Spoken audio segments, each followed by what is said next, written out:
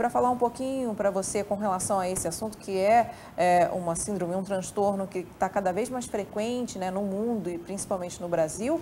Eu vou conversar com a psicóloga cognitivo-comportamental, especialista em psicologia positiva e trainee, Ana Clara Bittencourt. Seja bem-vinda mais uma vez aqui no programa, sempre trazendo informação para a gente. Tudo bem? Olá, Luciane. Obrigada novamente pelo convite. Eu é sempre que agradeço. muito bom estar aqui e falar sobre um transtorno, como você falou, bastante comum hoje em dia, que é preciso ser identificado precocemente e tratado adequadamente. Então, explica para a gente o que é o transtorno bipolar. O transtorno bipolar é mais conhecido como bipolar, mas ele faz parte dos transtornos afetivos bipolar. É catalogado pelo CID-10, que é o CID Internacional de Doenças. Ele se constitui como sendo um transtorno psiquiátrico bastante incapacitante, que cursa com episódios de depressão e episódios de mania, de muita euforia, uma felicidade excessiva. Agora, tem uma causa, já se sabe sobre alguma causa específica que acabe provocando o transtorno bipolar? Sim, esse transtorno ele já é catalogado há muitos anos, tá? E ele tem, o principal fator dele é genético. Então, ele tem aí, a pessoa traz consigo uma herança genética e junto com isso tem os fatores ambientais que também interferem bastante. Como, por exemplo, a pessoa já tem uma vulnerabilidade genética porque herdou do pai, da mãe, dos dois, né? Desculpa, tô com tosse. Opa. Tchau. Solta o vídeo aí, por favor.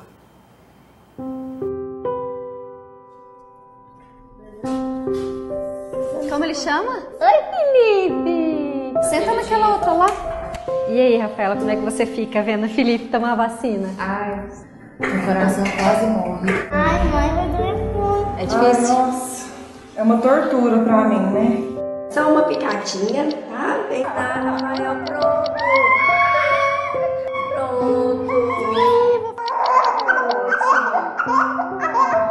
Doeu um pouquinho? Vai ser rapidinho. Pra você não ficar doentinho. Dói em você? Vacinar dói mais nele ou dói mais em você? Ah, dói mais em mim, eu acho. Se essa dor aqui te incomoda, vem cá que eu quero te mostrar algo ali. Vamos ali, Gabi?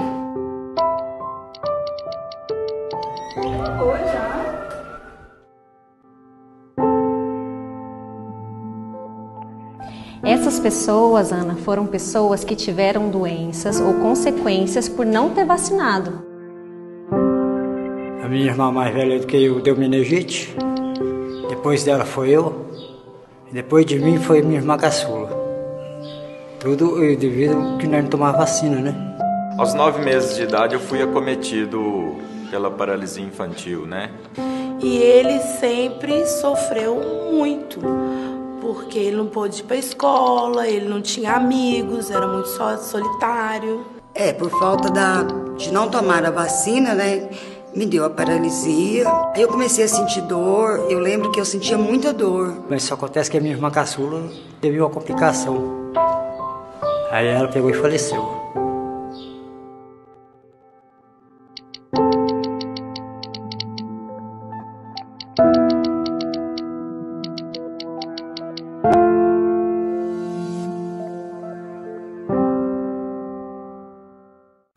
Então, você viu aí que sobre a importância da vacinação, né? Um vídeo do Ministério da Saúde falando sobre a importância da vacinação.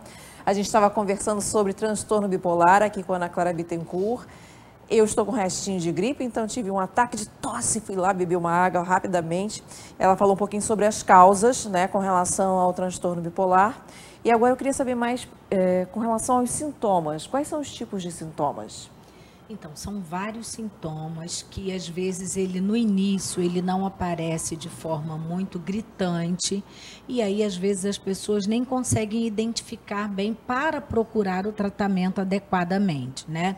Então, pode ser só um momento, assim, um período de muita felicidade, que cursa por 7 dias, 7 a 15 dias de uma intensa felicidade, mas não só felicidade.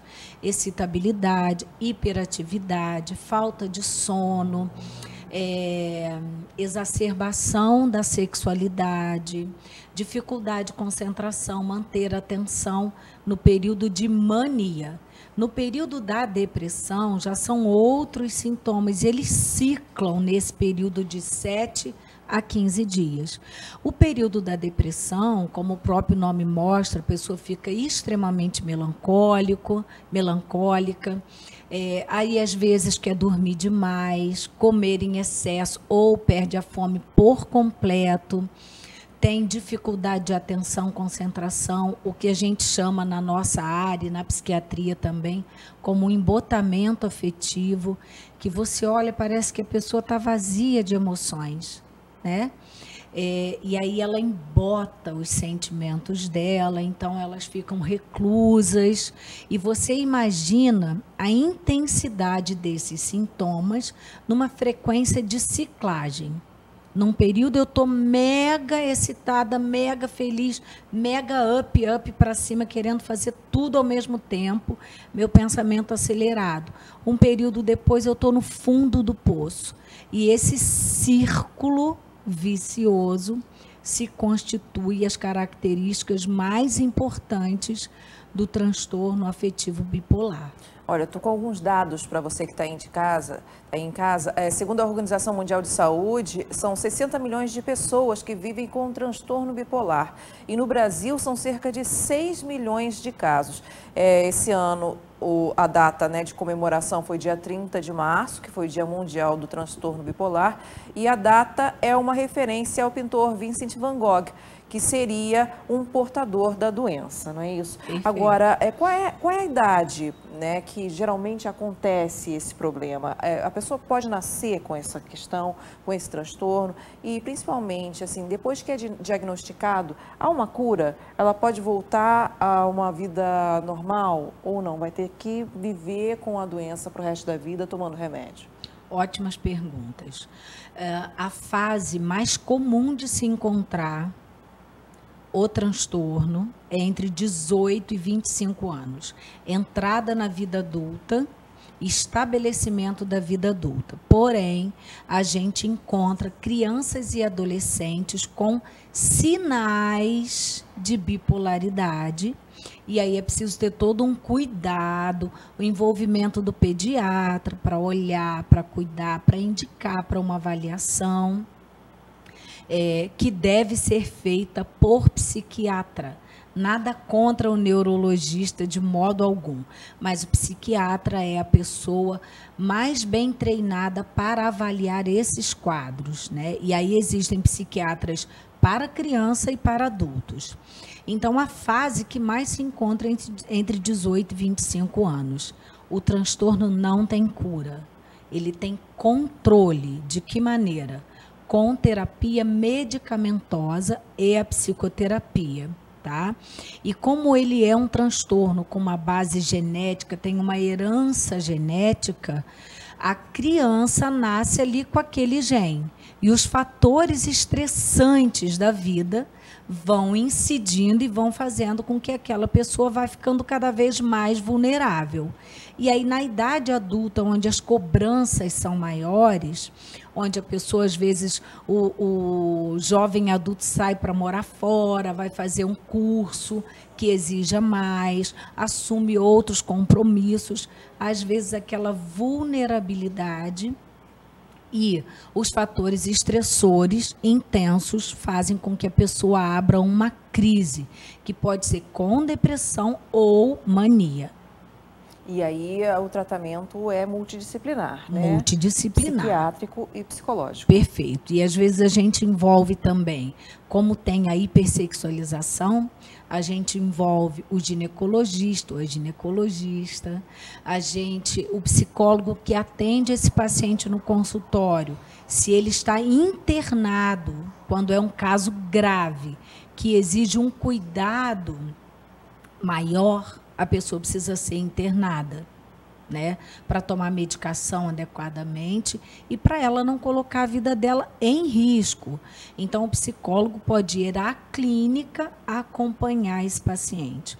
Não existe tratamento de nenhum transtorno psiquiátrico sem que haja a conjugação da terapia medicamentosa com a psicoterapia. Muito bem. E quem quiser saber mais informações sobre o assunto, como é que pode fazer? Pode entrar em contato com o telefone 24-2242-0310.